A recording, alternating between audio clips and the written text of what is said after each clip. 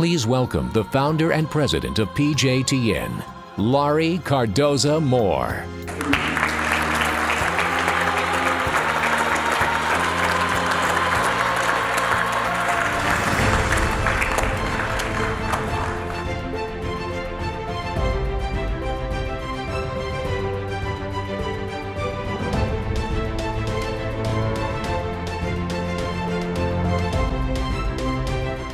Ladies and gentlemen, we live at a very dangerous time in history. All you have to do is look at what's happening in our communities, on our college campuses, in our K-12 textbooks around the world.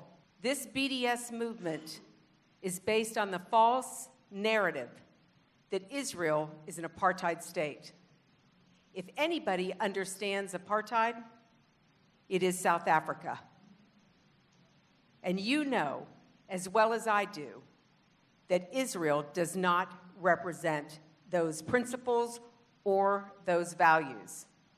And I've come to you because the Lord opened the door for me to be here and to bring you this message, that if we are going to address anti-Semitism, it must be addressed through the church, and it must be addressed through South Africa. We have an opportunity. You, as South Africans, have an opportunity to speak to the nations of the world and proclaim justice on Israel's behalf.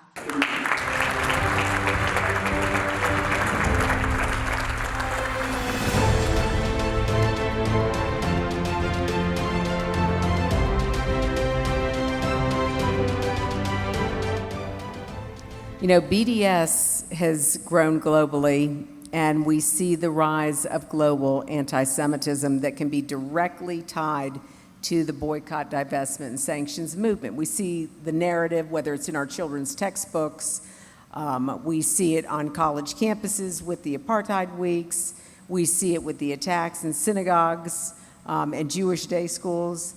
Can you talk about this growing threat to our audience and tell them the extent of the damage that BDS has done and how the Jewish community is dealing with this, and how we, as Christians in our communities, can help stand with our Jewish brethren?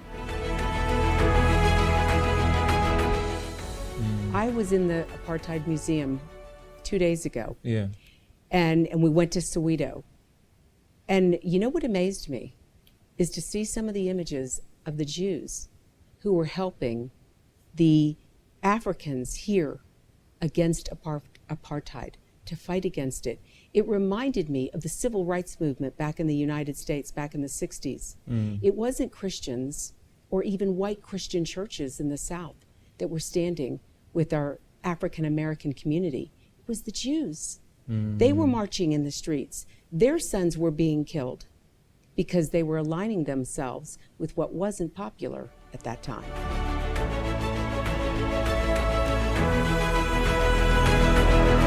Today in South Africa, ladies and gentlemen, God is preparing you for your destiny.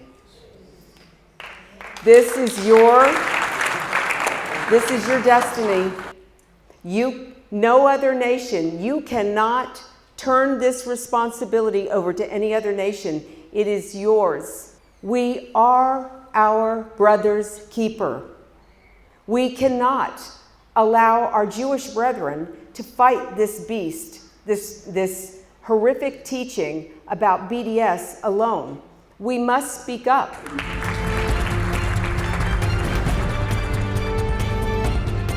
In South Africa, where the church may not have come out endorsing BDS, but the fact of their silence gave the endorsement, and that's what Dietrich Bonhoeffer said, that not to speak is to speak, not to act is to act, that God will not hold us guiltless because we basically are in violation of that 9th commandment, where we are allowing a false accusation against our Jewish brethren of being an apartheid state to go out from our nation without challenging it.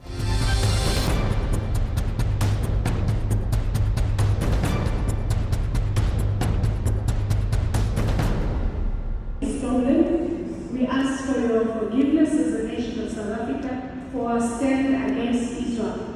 We reverse the resolution that was taken at the Nazareth conference in the name of Jesus. Amen. We want to hear from you. If you see any incidents that are occurring, anti-Semitic incidents in your community, Cheryl wants to hear from you because that's what we're here for. We are to protect our Jewish community, just like the gentleman said at a program that we had in Pretoria. He told the Jewish community that they were committed to protecting their Jewish community. They would defend them and they would protect them. That's what we're here for. We're to put that wall around our brethren, to let them know we're not going to be silent. We're not going to tolerate anti-Semitism in our community, in our schools, in our government. We're going to rise up. This is the hour. Now is the time.